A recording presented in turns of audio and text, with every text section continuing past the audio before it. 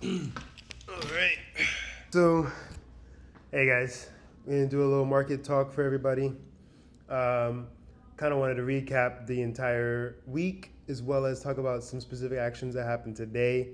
First things first, the market did this week, not much movement.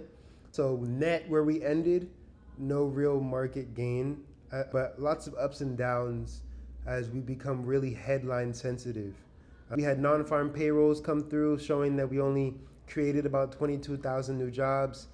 But not to continue to ramble off about unemployment and where that is, as I've already recently just mentioned that, but just kind of give a little bit more stats today that came through in relation to unemployment.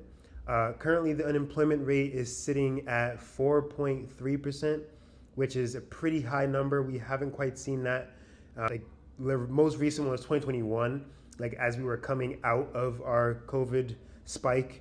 The 16 to 24-year-old range of unemployment, that rate of unemployment now is 10.5%, which is shockingly high, right? There's some inclusions in the S&P 500 and the S&P 100. I wanted to kind of briefly mention for several rebalances now on these indexes. Robinhood has been slated to be, the number one-ish option. Robinhood effectively ended up being like one that got snubbed a few times. We saw Datadog get entered, as well as some other companies as well before Robinhood. But this time, this is the time. Robinhood has finally entered the S&P 500, as well as AppLovin, entering as well as MCore. But one of the big wins that I'm finding is that Uber is now included in the S&P 100. As they're the industrial sector, a lot of logistics and supply chain movement in company. And so this is a pretty big day for me, at least in my personal portfolio, to have 3 of my names included in the S&P 500 now, from like ownership over the past few years in some cases, some other cases much shorter time period, like AppLovin. I just really got into that one just last year roughly.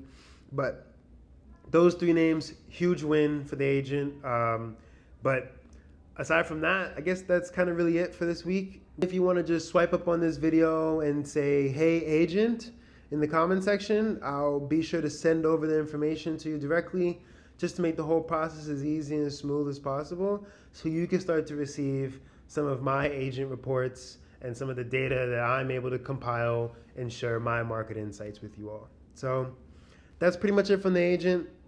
Peace. Until next time.